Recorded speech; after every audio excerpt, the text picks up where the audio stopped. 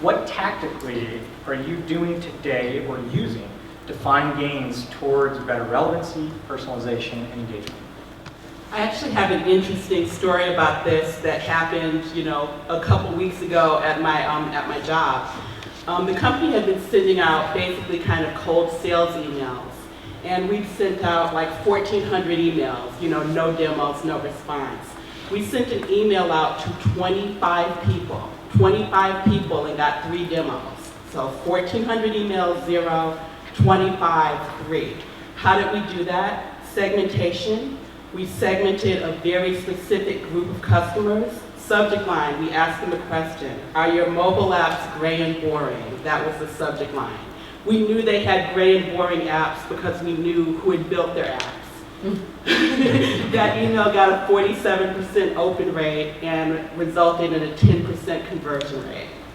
No, I was thinking, if you're going to add to your personalization, use the data that you already have. You already know their first name, you already know what industry they're in.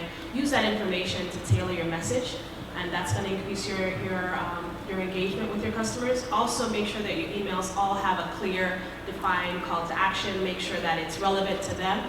As Anita said, she asked a specific question. She already knew she already knew the answer. She already knew. You know who your customers are. So use that information to tailor your message, and make sure you have a specific action that you want them to have. Not just send them the information for them to read, but have a specific action, whether it's a demo or a sales call, or downloading a PDF, or even a survey. Anything that you can do to gauge your engagement with your customers is relevant for you. I was just going to add on to that basically there's data that you can collect from your subscribers, but also you can use inferred data. So based on where they're browsing on your website, if you're able to kind of use that to tailor your emails, I think you're going to have a much better response rate, and it really can get down to very personalized one-to-one messaging. Yeah, absolutely. Something else you can do as well. When I was on the brand side, I was working for a company in Canada, their largest entertainment company, which was trying to do a home streaming service along with the movie theaters that they run. And something that we found was, watching movies and spending the time to do that is a very personal sort of planned time. And taking advantage of the inclement weather that Canada often has, we would use that as a data source to personalize emails to them. So if it was raining in Toronto or Vancouver, trigger something to say, hey, you're not going outside, you're not doing anything right now, watch a movie, and can hit them with something that is relevant to them. So using different data sources that you may not even have on the person, maybe just their location, if you just know what city they're in or what postal code, you can use information in that area.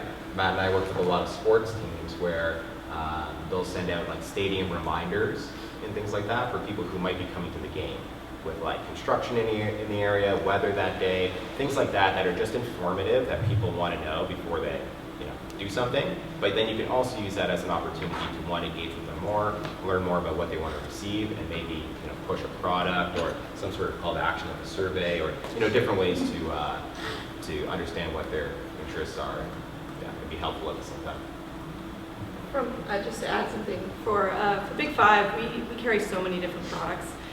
We find it complicated to be that personal with the tools that we currently have. That said, we have been able to develop, sub-targeting sections within our, very large database to try and make it relevant to them. And, the evidence is in the engagement, always. So if you're not paying attention to the engagement rates, by that I mean, the click-through rates and what kind of product pages they're going to and what kind of categories, and using that later, then that's your fail and your opportunity to grow. Is to make it relevant to them based on their behaviors. And their behaviors are their evidence of whether they like it or not.